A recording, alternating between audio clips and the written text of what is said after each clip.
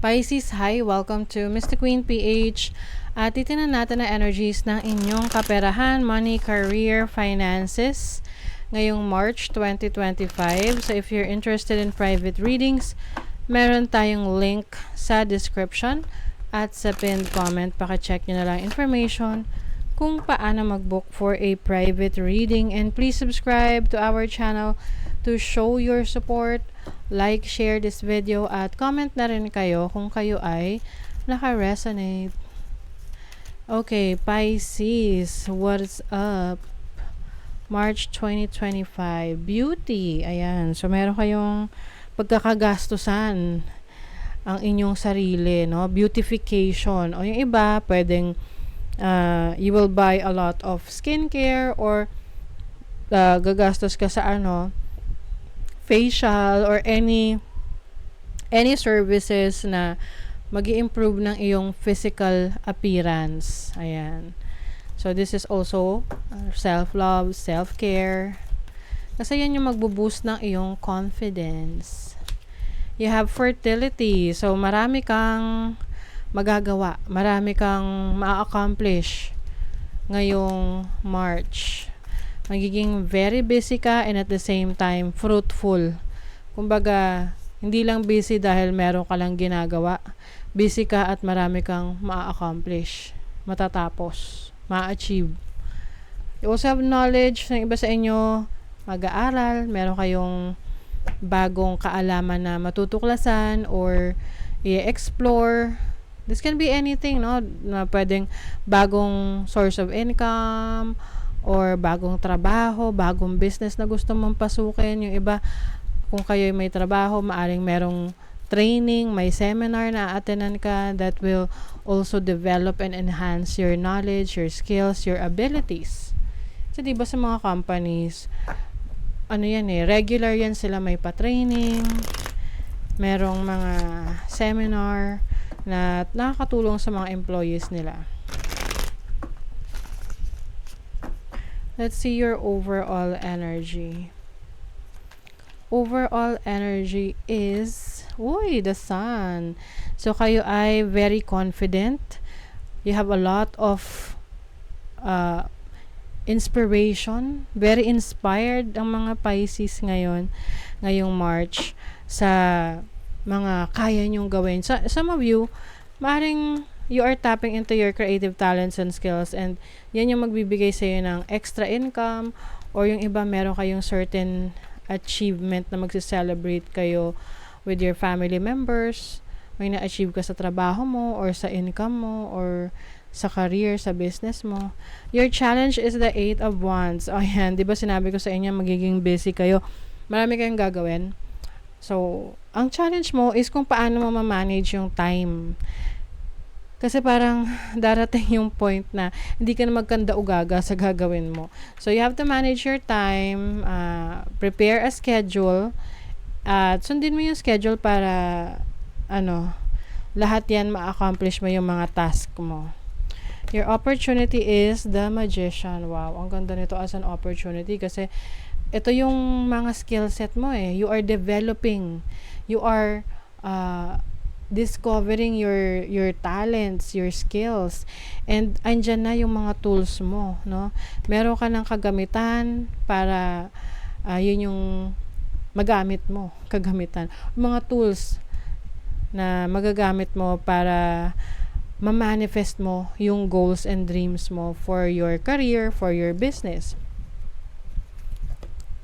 Maaring itong idea mo na lalo mong i-enhance kasi meron kang pag-aaralan eh. So, example, gusto mong magtayo ng coffee shop. O, syempre, kailangan may knowledge ka, 'di ba, sa coffee shop. Hindi naman yung para blindly papasok ka sa coffee shop business, wala kang alam. So, you will research on that. Maaring meron ka pang course na iti-take para lang doon. And then, yung iyong kaalaman na yon mas ma-enhance pa kasi ina-align mo yung passion mo doon sa mga natutunan mo. And you are taking action. Okay? Hindi lang yan about sa coffee shop ha. This can be anything that you're manifesting in your career, in your business. And then your blessing is, the Emperor. So as a blessing, this is about being in control of your finances, in control of your career, your business. Kasi meron ka ng plano. Okay?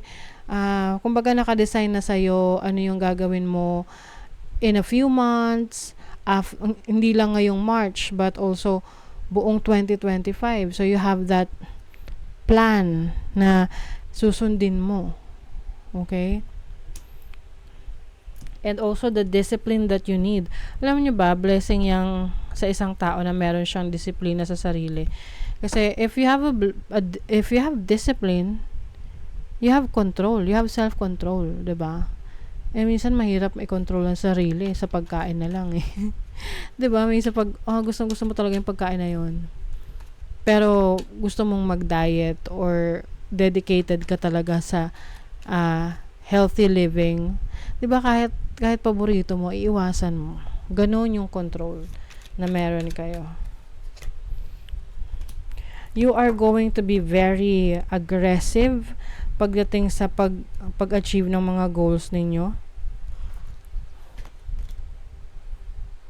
Yes, you are reclaiming your power. Oh my God, Pisces. Yung iba sa inyo, hinayaan nyo na mapag-iwanan kayo no? Pero ngayon, na-realize nyo na, teka muna. Parang ganon. Kasi diba, halimbawa sa school, kahit na matalino ka, kung tatamad-tamad ka sa pag-aaral, mas mauungusan ka nung masipag mag-aral. Kahit na medyo challenge siya or nahihirapan siya na umintindi. So, for you, you are reclaiming your power because you know your capabilities. Oo. Alam mo na magaling ka doon. 'di ba? Bakit hahayaan mo iba yung manalo? 'Di ba? You have this creative force. You are brilliant. Commitment. Ibibigay mo yung commitment mo 100% sa yung pangarap, sa yung career, sa business. And that's the time na mag-work na yun para sa'yo kasi may commitment ka. 'Di ba? Lahat naman ng trabaho, career, business, or any source of income, kapag binigay mo yung commitment mo talaga doon, imposible na walang maging magandang resulta yun eh. 'Di ba? Yung iba nagrereklamo lang kasi naghahanap sila ng great results pero hindi naman nila tinodo yung effort, 'di ba?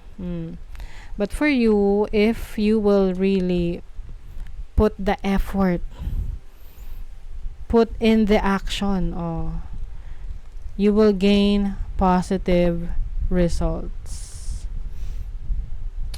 Yung iba sa inyo, meron ditong financial damage. Kaya nga kailangan prepared kayo. Meron kayong extra for mga unforeseen na mga expenses. Meron kayong emergency funds. Your angels and spirit guides have your back. Okay. You also have this very strong faith. Malakas na pananampalataya. Someone is also going to help you. I think, kung ano man tong financial challenge or challenge pagdating sa career mo, sa business mo, as long as magiging faithful ka sa iyong pananampalataya, no, regardless kung anumang religion pina-follow mo, anumang belief system pina-follow mo, hindi ka pababayaan eh. Kaya kailangan you have to strengthen your faith as well.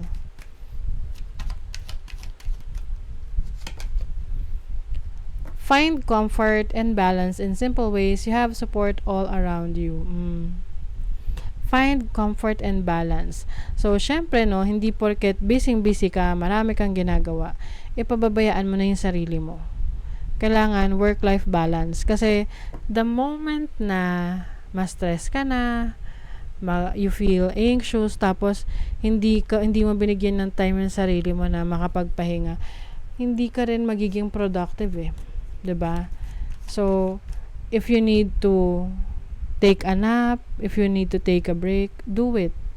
Para sa sarili mo, para sa pangarap mo. Let go of others' thoughts and opinions. It is time to embrace who you really are. Yes. Minsan kasi iniisip natin kung ano yung opinion ng ibang tao sa atin. Na paano kung makita ko ni ganito, ganyan na yung ginagawa ko. Baka nakakahiya. 'di ba? Buhay ba nila 'yon? Pangarap ba nila yung pinagtatrabahuhan mo? 'Di ba para sa naman? So ba't may kakahiya, 'di ba?